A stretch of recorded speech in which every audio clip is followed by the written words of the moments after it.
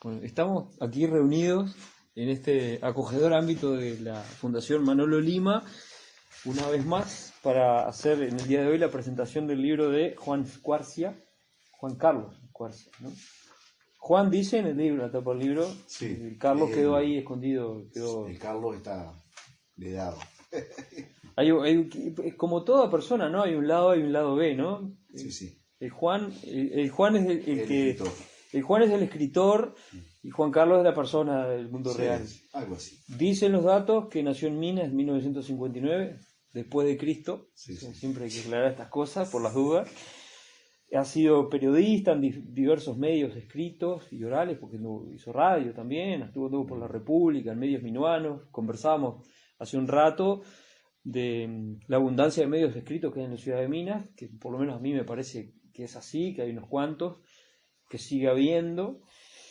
Es básicamente, y por lo que lo vamos a presentar hoy, narrador. Vamos a hablar de una novela de él, y ha publicado en diversos medios, e incluso también en antologías, ha integrado talleres literarios, y dice, me podrás corregir, que actualmente estás dictando un taller literario en la Casa Encantada, en Minas, Sí, ¿puede ser? sí. Que a veces los datos quedan atrás. También ha incursionado en la dramaturgia, dato que toma un poco Gerardo Ciancio, que es el prólogo para describir alguna parte de la obra o ciertas características en la narración, ¿no? En cierta narración que mira un poquito afuera, quizá en algún momento. O sea que sería, como dijo, como decía Dolina y como reprodujo Gabriel Di León en cierta ocasión, un polígrafo. Totalmente. Uno de esos que escriben varias cosas, ¿no? Que Sí, tienen sí. de alguna manera la escritura como una pasión diversa, ¿no? Creo que Igual lo que he escrito más es narrativa, ¿no? Es decir, la dramaturgia, bueno, y la del periodismo que tiene esa cuestión genial de que estás escribiendo todos los días. Entonces, creo que eso para mí fue clave, ¿viste? hay un ejercicio, ¿no? Siempre yo he escuchado a varias personas que hablan de escritores que son periodistas, que nombran en general el periodismo como un ejercicio que pule mucho la herramienta en el sentido de decir lo que hay que decir. De repente no regodearse tanto en dar vueltas, sino en ir al grano y realmente informar lo que hay que informar. Bueno, escribir todos los días y que te corrija todos los días un editor y que la gente te lea, aunque sean páginas, ¿viste? No sé, Mario Delgado fue cronista policial, por ejemplo, mucho tiempo. Entonces te va agarrando como un ritmo que no lo tenés en otro oficio, en otro trabajo, ¿no? Todos los días vas a un lugar, haces una crónica, venís, escribís, además al palo, ¿no? Es decir, esa presión de que, bueno... O sea que de última quizás la literatura sería el ejercicio relajado de la escritura, ¿no? En este caso, más, ¿no? En cierto modo.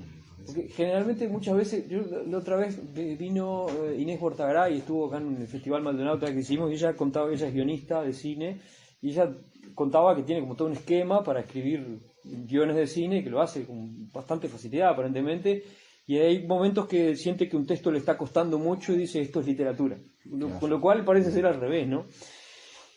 Bueno, ha escrito otros libros, por lo menos 3 de los anteriores son novelas: Una mujer roja de 1998, Luna Paraíso de 2002, Demonios en el aire de 2010, y La que sueña es un libro de relatos de 2019, que tiene por lo menos tres relatos, ¿no? Son 3 relatos donde yo me destaqué el tema de que aparecen varias mujeres fuertes, ¿no? Que es algo que empecé a ver como una especie de constante en tu obra. Si me vas a psicoanalizar o no. No voy a llegar a tanto. No, el precio. hasta tanto no voy a llegar. Eso ya es por otra plata la cosa, ¿no? Sí, claro. Pero no, me llamó la atención que había, por ejemplo, sí, es verdad. se llega en algún momento, no sé, a través de una historia un poco misteriosa, de un personaje un poco raro incluso. El final, siempre la conclusión es que hay como una mujer fuerte que es la que termina haciendo algo, ¿no? Pasó en varios de esos relatos, incluso había un relato, el libro lo digo acá en la presentación y para quien escuche después la grabación, un libro que me fue donado por nuestro común amigo Roberto Bonilla, minuano, gran tipo y librero. Sí, sí. Pasamos a hacer la propaganda Romaca Libros de Minas, así que cuando vayan por Minas, compren de Romaca. Y bueno, que me gustaban mucho esos cuentos. Lo que hice mi tránsito de lectura fue que yo leí primero este libro del que vamos a hablar hoy, que es El Pirata de las Vaquerías, y después me fui al otro que lo tenía hace tiempo y estaba ahí en carpeta y dije, vamos a leer de Squarcia, todo lo que encontré de Squarcia. Ha sido publicado básicamente en ediciones más o menos artesanales, de no mucha Sí, sí, circulación, sí, quizás. sí, sin duda. Sí, sí. No me ha tocado el Paco Casal de la literatura todavía. No me ha llegado. Estamos a tiempo. Estamos a No tiempo. sabes, yo que a esta altura. De todos modos, está bueno eso, ¿no? De ver la literatura más como un fenómeno del placer de la creación Sí, y de sí, contar sin historias duda. que como un fenómeno comercial. Obviamente que si uno logra vender Sí, y todo sí. eso está bueno. Yo creo que lo que te da esa situación te genera otras dificultades porque este, varias parejas más han echado porque no trabajo en otras cosas o tenés otras dificultades, pero te da una libertad increíble, ¿no? Y yo creo que eso es el arte, ¿no? Esa libertad de decir, bueno, yo voy a escribir lo que... Bueno, en este caso, con El Pirata de las Vaquerías, yo quería escribir una novela de aventuras, digamos, ¿no?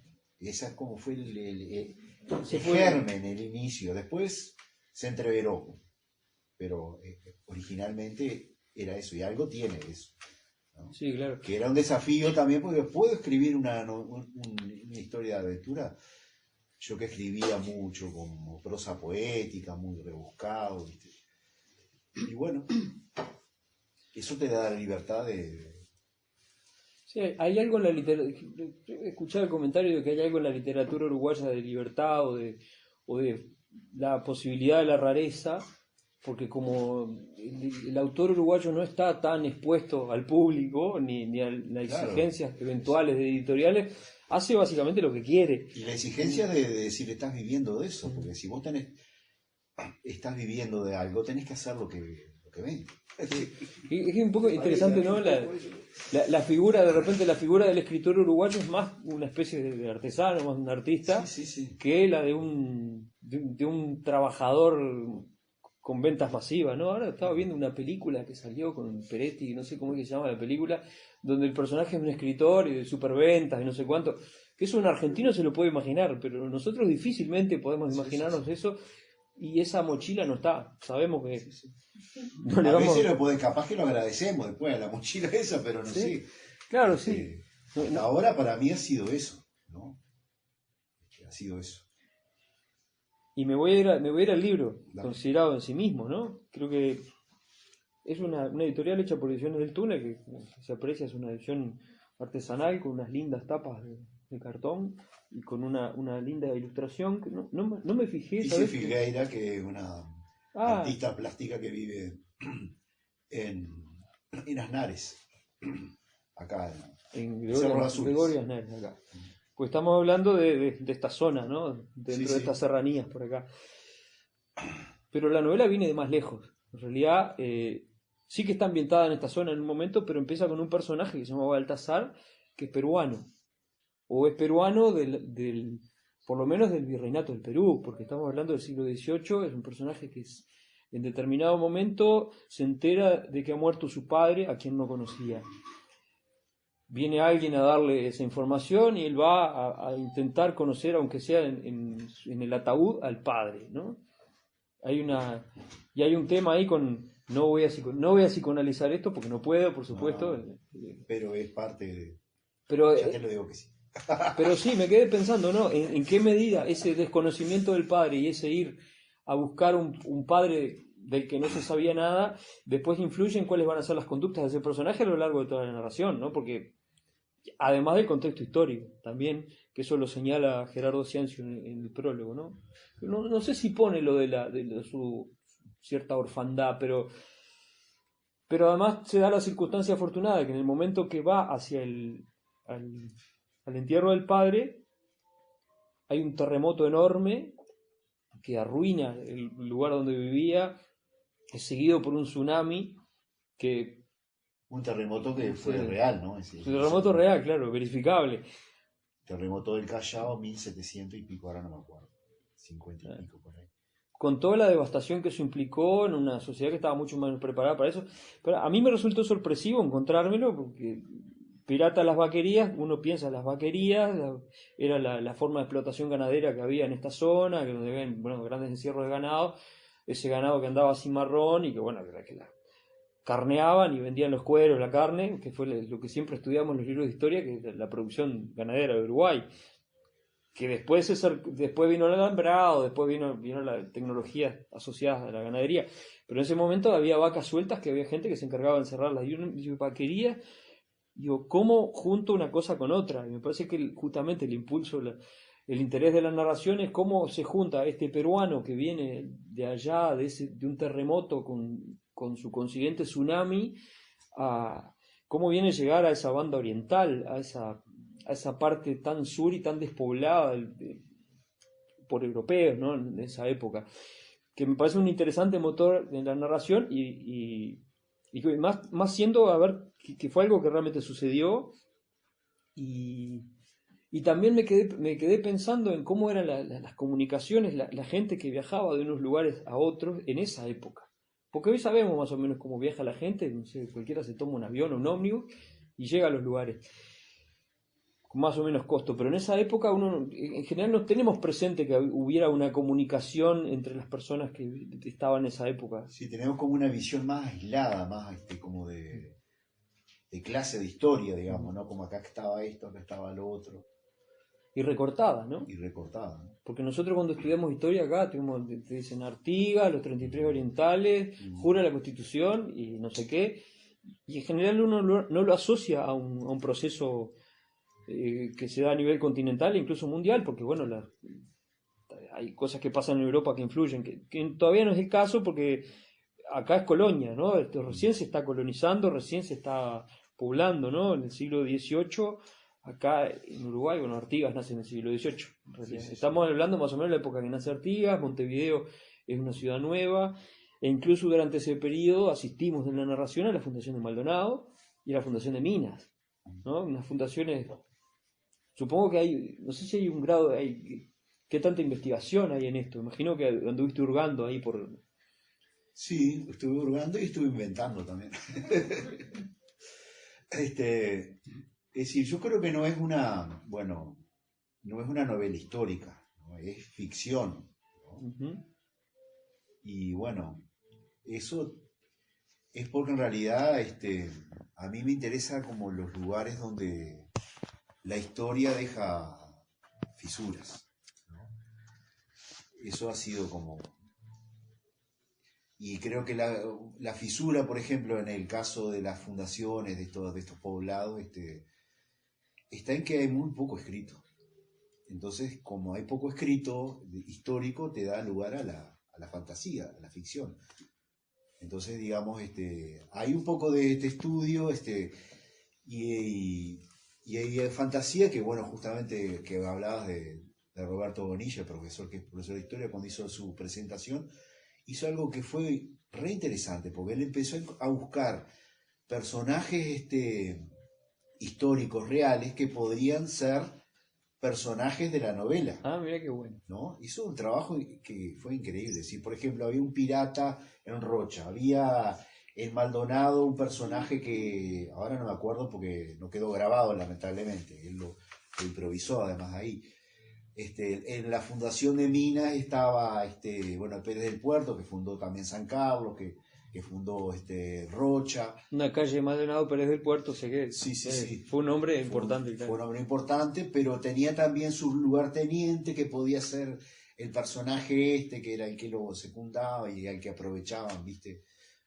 Y bueno, entonces él empezó a buscar cosas así y me sorprendió, la verdad, como sí. Que habían como coincidencia de personas, bueno, que en la fundación de Minas, que había un personaje que claro que se llama, era Rondó de apellido, que hay una calle que se llama Rondó en Minas, que uno pensaba que era por el general Rondó. El general, pero por suerte no, era uno de los, digo, entre comillas, por suerte, porque digo, Rondó no está. Claro, un Rondó propio. Pero un Rondó propio tiene más valor, pero la gente no lo sabe. La gente no lo sabe.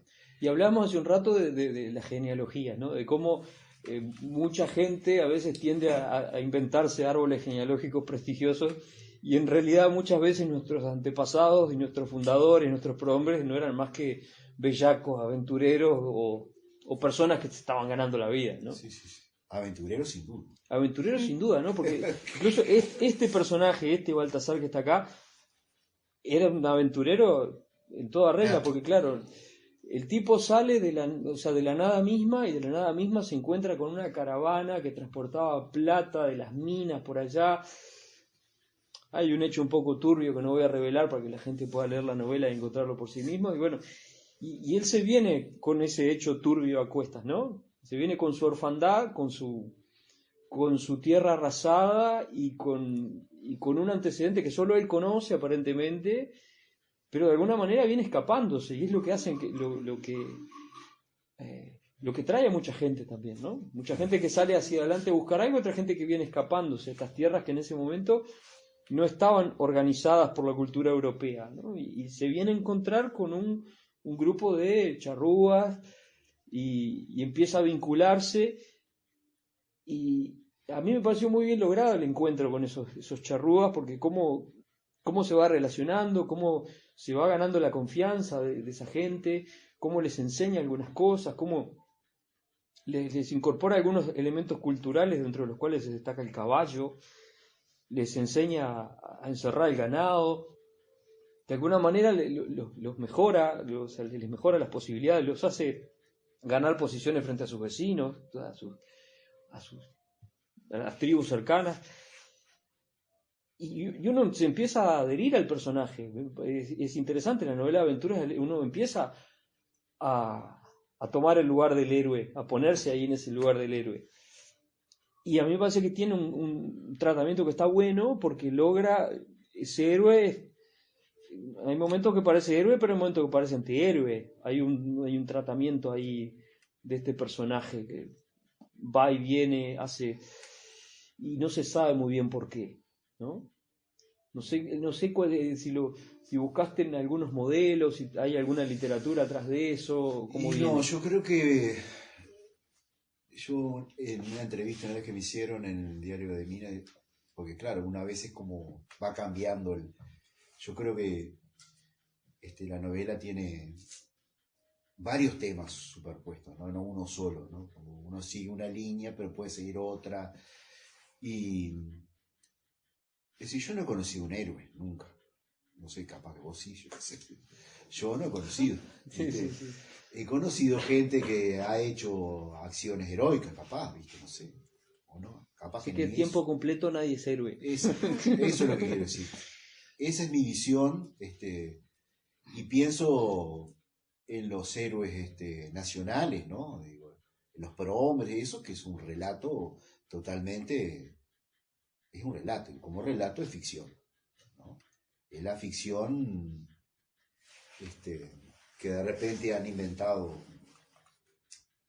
por una razón o por la otra, no sé, bueno, además son relatos que han ido cambiando porque Artigas era un antihéroe hasta que lo rescataron, viste, a fines del siglo XIX, pero era un antihéroe que cuenta Chagas, un escritor que Jorge Chagas, ¿no? que ha escrito mucho sobre Artigas, que la gente le decía a los gurises chicos, cuando se portaban mal, le decía, portate bien que viene el viejo Artigas y te lleva, ¿no?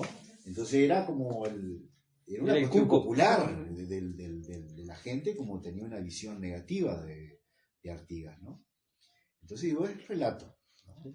Yo Y recuerdo Artigas tendría sus cosas de héroe y tendría las otras, porque también era un viejo degenerado, yo qué sé. Sí, parece que respeto, ¿no? parece que se reprodujo bastante Artigas, Sí, ¿no? Que para la época, para el tipo de vida que llevaban, era una cosa bastante usual. No, vale. Sí.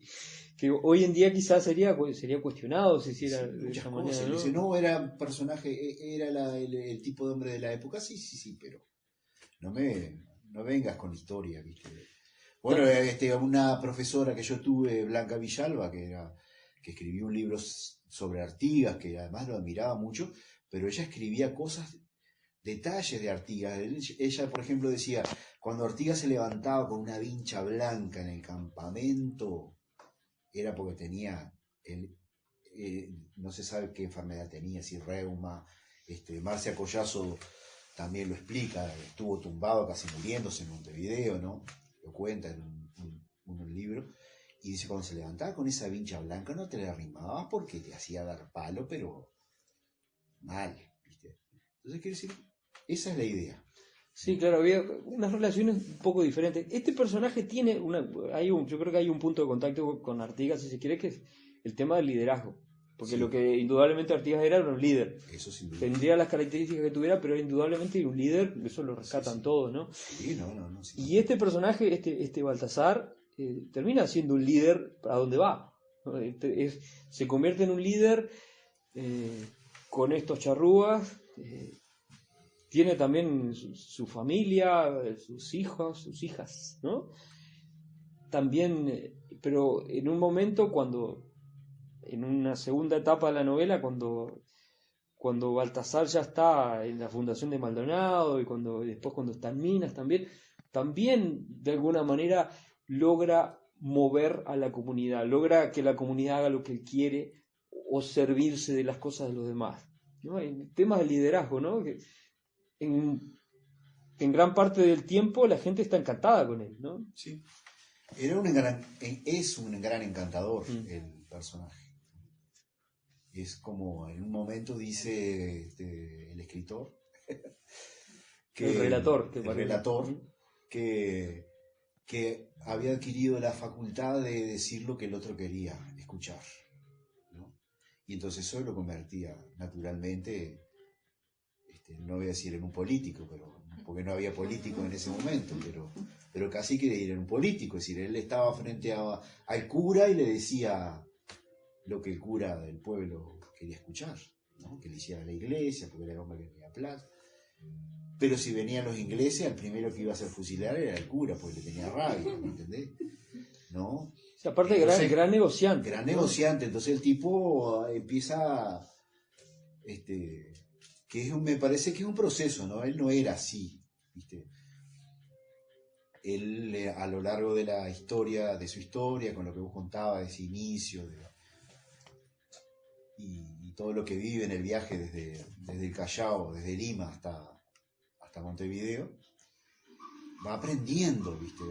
Se va formando, entra a perder culpa. Sale como muy joven. Sale joven. ¿no? Y la culpa que tenía, que además eso tiene que ver con lo que vos decís de la mujer, en realidad la madre de él, que ya está muerta en todo el relato, es casi el único sostén moral que él tiene, ¿no? Porque era una persona que se había ganado la vida recogiendo flores, ¿no? Y lo había criado ahí en la orfandad del padre. Sí, que es una cosa interesante analizar también, porque lo que es en la época, porque hoy en día, no sé, hijo de madre soltera, lo más normal, pero en ese momento supongo que no está dicho en la novela, pero de todas maneras sí que está mostrado, si uno lo puede proyectar a los valores que uno imagina que había en la época, y eso debía ser una carga para la persona, no tener como la familia constituida y no ser heredero. Acordate que ella, la madre de Baltasar Vega, es india y el padre era un funcionario español, es decir, que también... Además, claro. Digamos que es como que de alguna manera reúne varias condiciones que lo hacen, que ponen en entredicho la posibilidad de que tenga moral, ¿no? Sí, entonces el personaje, digo, va haciendo cosas, va inventando, va creando, y quizá el hecho ese de que no hubiera unas normas muy establecidas le permite explayarse en todo lo que se le ocurre, ¿no?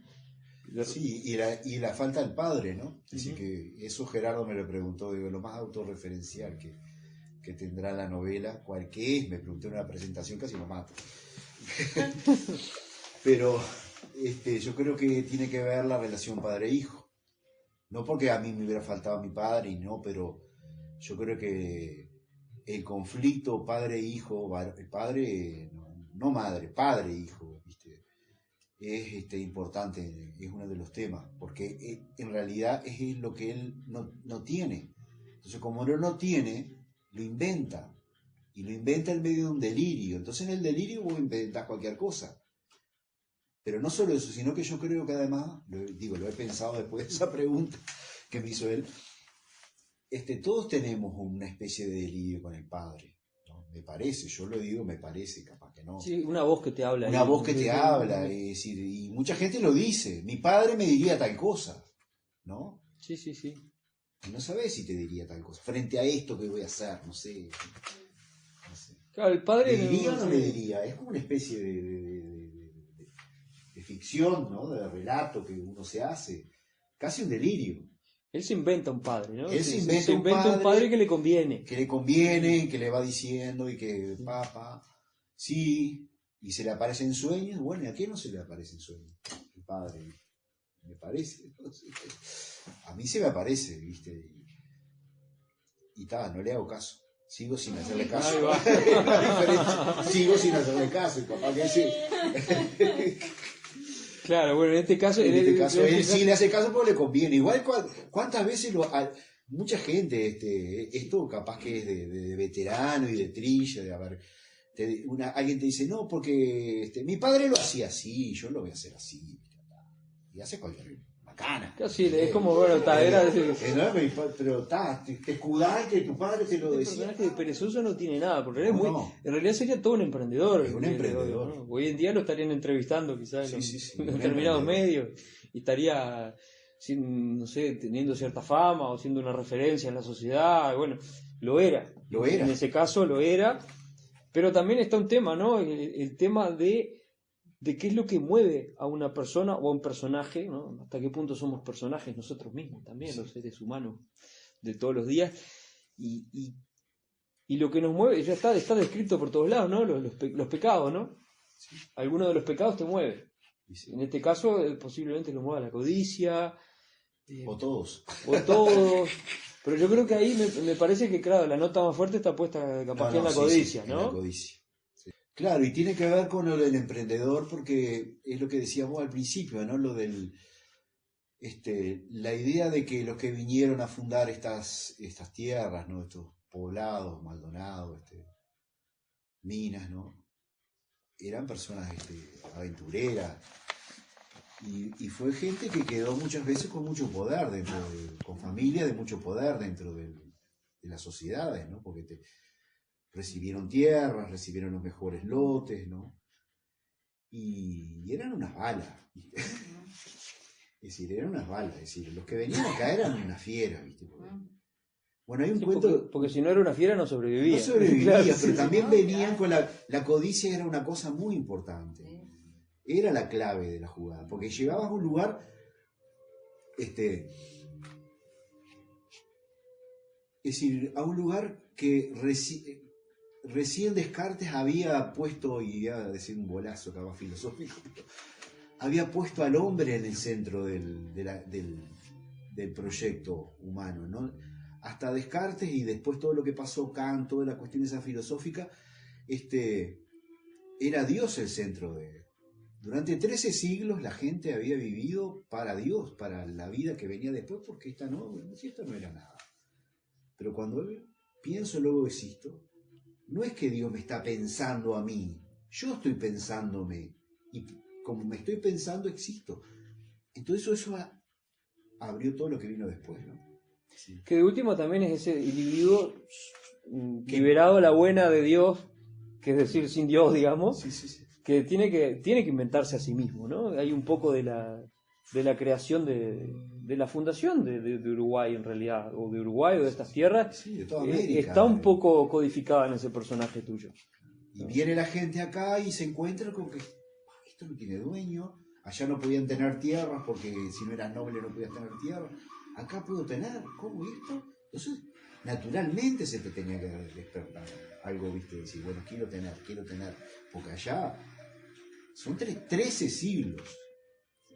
Sí, claro, es que yo me acuerdo una vez que estuve ahí, no sé, en Europa, en Barcelona, y veía cosas de 1000 años, 500 años, y yo decía, esta gente, yo hice un razonamiento, dije, esta gente es igual que nosotros, con la diferencia que se vienen cometiendo errores en el mismo lugar hace mucho tiempo, entonces capaz que algunas cosas las van limando. Acá de pronto arrancó todo como desde cierta nada y se empezó a construir desde más o menos cero, porque en realidad hay una cuestión ahí en el vínculo con el indígena, ¿no? Sí. Que es como un poco la génesis de lo que es Uruguay, donde el indígena es bastante arrasado, porque como no tenían una estructura social muy, no sé, no tenían ciudades, no habían desarrollado mucho la agricultura, la gente que vivía acá, fueron fácilmente liquidados por los españoles, ¿no? Y por la gente que venía con la cultura europea, que eso se nota bastante en este relato, ¿no? Sí, sí, el tema indígena capaz que fue uno de los... por eso te digo, estamos hablando de varios temas, ahora viene el tema indígena, que es un tema importante dentro de la novela, y fue una cosa que a mí me impactó mucho, así, cuando tuve los primeros contactos con escritores, así como Gonzalo Abella, que lo fui a entrevistar una vez, hace muchos años, ¿no? Y conocí a Porley también, conocí a Danilo Antón, que fueron un poco los primeros escritores que sacaron el tema de los indígenas. ¿Vidart?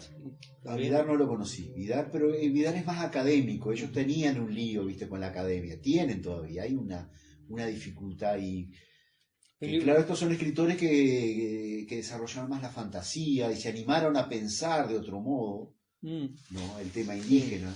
Recuerdo un libro, capaz que lo leíste, que se llama... Y Maggi también, Maggi, que hoy lo hablaste, tiene un libro genial. Sí, Maggi se lo inventó. Incluso tuvo una charla, me acuerdo que estuvo acá en Maldonado, que le preguntaban, incluso alguien le reprochó que no sabía nada de campo, y Maggi dijo, tiene razón, dice, porque tal página la extraje completamente de Acevedo Díaz, decía, que Acevedo Díaz sí conocía el campo. Sí, Maggi decía que nunca había cruzado el Río Negro, por ejemplo, hacia el norte. Y no sé, Danilo Antón, que escribió un libro que se llama El Pueblo Jaguar, no sé si lo leíste, un libro que no, yo me acuerdo que lo leí salió por finales de los 90 ese libro, ¿no? Sí.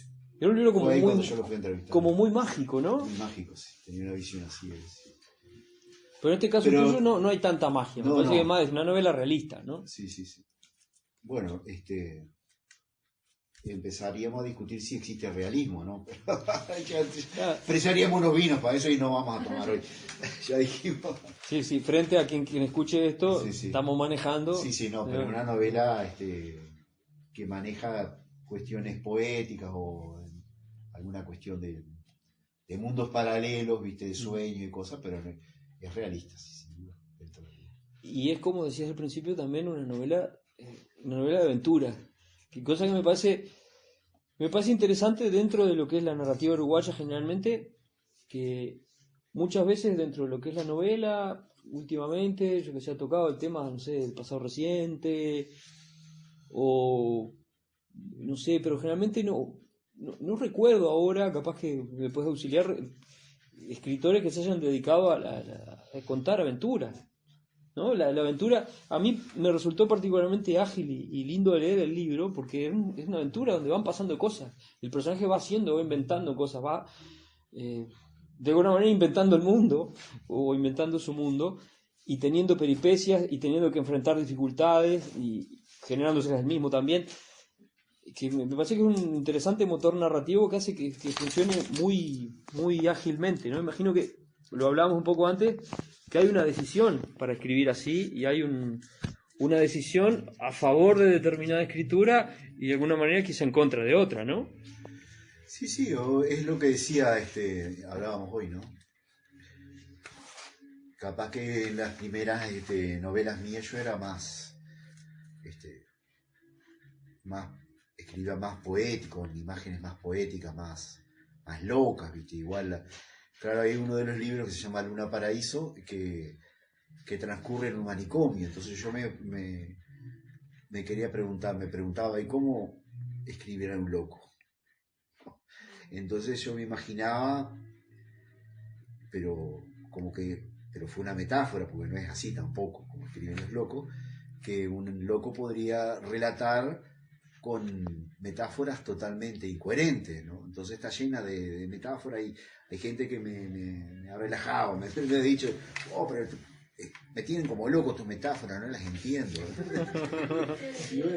Claro, no las tenés que entender, porque justamente no es que esa la idea, no las tenés que entender.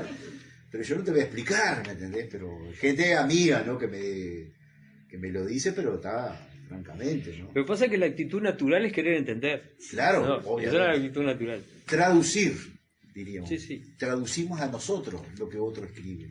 No, porque la metáfora es un problema para el lector, muchas veces. Es un problema. Y creo que hay un desafío, ¿no? Porque a veces alguien puede llegar a pensar que escribir complicado o escribir de manera muy, de repente muy oscura o de difícil comprensión tiene mérito. Y en realidad muchas veces yo he llegado a pensar, y creo que lo confirmo acá, que tiene más mérito, tiene más trabajo, más experiencia y mejor resultado escribir de una manera sencilla y transparente, contar Claro. la historia, básicamente. Sí. O sea, no es que esté mal escrito, ni que tenga deficiencias en el Igual lenguaje. a veces a uno le sale de un modo, porque, no sé, Laura Inés Martínez Coronel, que es una escritora, una poeta melense que falleció el año pasado, creo que fue, que hicimos alguna presentación en Minas de dos de sus libros, es muy caótica, ¿no? Para leerla es difícil, muy difícil, ¿viste? Es poeta, ¿no? Ya de por sí la poesía es más difícil. Pero ella decía una cosa que para mí que es una gran verdad, decía, bueno, pero mi cabeza es así. Yo soy así, caótica. No puedo traducirle al otro lo que yo soy. Sí, Digo, claro. si estoy escribiendo así, y bueno, y yo creo que no soy tanto como ella porque tengo otra parte más estructurada de trabajar. Un poco más terrenal, quizás. Más terrenal, ¿no? Sí, pero sí. tuve en mis momentos, a mí, por ejemplo, si escribo poesía me sale así, me sale un caos absoluto. Y bueno, capaz que también, viste, esta de varios planos, de narrar, de contar, me sale así. Sí, hay dos tiempos. En un momento hay como... O sea, en la narración pasa eso, ¿no? El tema de jugar un poco con el tiempo, pero de repente el irse a un tiempo anterior al antecedente del personaje, yo creo que está muy bien hecho porque en realidad lo que está haciendo de última es generar una expectativa en ese caso. Siempre va dejando un hilito ahí para seguir y que el lector quiera seguir leyendo. Me parece que demuestra técnica y a uno lo va tocando lo que va pasando el personaje, ¿no? Porque como comentaba hoy, uno se va poniendo en lugar de ese tipo que queda absolutamente solo y de última uno se conmisera. Y yo creo que el autor de alguna manera es un manipulador de emociones, porque hace que uno... Totalmente. No sé qué tanto grado de premeditación hay y qué tan natural fluye esa manipulación del lector. En este caso me parece que sí.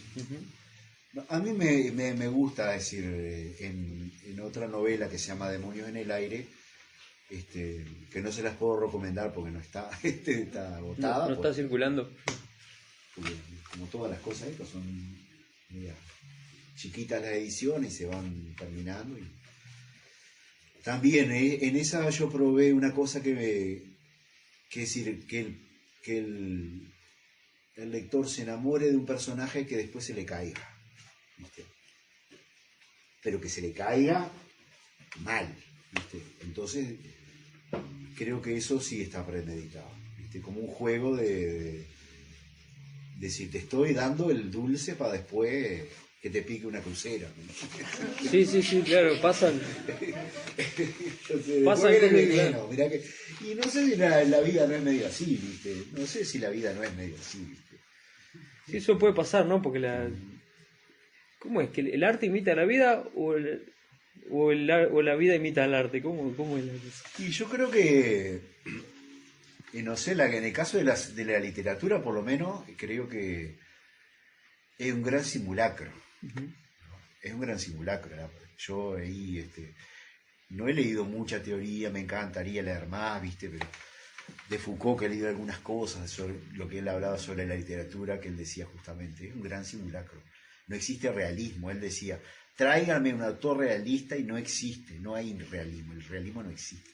Sería un extremo, yo no voy a discutir con él y no me interesa, pero a mí me encantó esa idea de que lo que hay es simulacro. Si yo simulo en el texto, ¿no? Es un simulacro, es como si vos pusieras acá, viste, esto acá, siempre, por más que esté basado en hechos reales, digo, es un simulacro como contamos, el ser humano cuenta, es un simulacro lo que hace. Pero es una mentira que se sabe que es mentira, entonces de pronto Pero puede la ser mentira, claro. una narración situada en el planeta Marte puede ser muy realista desde lo psicológico de pronto, ¿no? Sí, sin duda. Y ahí me voy a otra cosa que a mí me interesó, que es yo ahora te puse el ejemplo de Marte, pero ¿por qué este escenario, esta zona y esa época? ¿Por qué el pirata de las vaquerías está en el siglo XVIII, en el campo uruguayo, lo que ahora es Uruguay? ¿Por qué anda entre Minas y Maldonado? Bueno, ¿Por qué viene de Perú? Claro. De Perú no sé por qué viene. Porque tenía que venir de algún lado. No, lo de Perú yo creo que tiene una razón técnica que lo hablábamos una vez con Gerardo en un liceo que fui a presentar al liceo, que es el de director. Y digo, un viaje te ordena el cuento, ¿no? Él decía, bueno, tal, eso lo inventó Homero, ¿no? Lo inventaste un claro. El viaje del héroe de Campbell, claro, ¿no? El viaje, entonces el viaje me fue interesando ahí el lugar, ¿me entendés? Porque el siglo XVIII es el virreinato de Perú, ¿no? Todavía Buenos Aires apenas incipiente, ¿no? Así que no teníamos virreinato de Río de la Plata. No existía el virreinato de Río de la Plata. Y después la época sí tiene que ver con yo escribo muy lento, ¿no? En realidad demoro mucho y a veces demoro mucho, las ideas me quedan mucho tiempo, y ahora cuando tengo más años me queda más tiempo todavía. Pero el origen el germen de esta novela era el tema de los indios con el caballo, ¿no? Ese me había fascinado cuando había hecho todas esas entrevistas, y incluso la idea era hacer una película en algún lugar, pero no le encontré la vuelta. Entonces por eso es el momento histórico. Para el momento histórico yo quería situar la historia en el momento que los charrúas todavía eran charrúas. Quería juntar el indio con el caballo. Quería juntar el indio con el caballo. ¿Y la zona? Es porque es tu zona, digamos. Es mi zona. No solo por Minas, sino también por Maldonado. Es decir, yo tengo un vínculo con siempre fui cerca de Piriápolis, a Las Flores de niño. Es como un lugar donde he sido feliz, ¿no? Todo lo de las ánimas, lo del Cerro Betete, que es donde se aparece ahí, ¿no? Claro. Aparece ahí. El lugar donde hacen los intercambios con los piratas, yo me imaginé que era Piriápolis, ¿no? Sí, hay como unas costas ahí, una costa muy reconocible, que los que la conocemos... Los que la conocen se van a dar cuenta. Y es porque es mi lugar. Es decir, que viste que son varios ingredientes. Claro. Autorreferenciales, viste, una idea y algunas otras cosas que salieron de casualidad. Que le pone, yo creo que por agregar un detalle más, que yo creo que si agrego más cosas voy a empezar a vender la trama y todo ese tipo de cuestiones que le van a quitar a la lectura.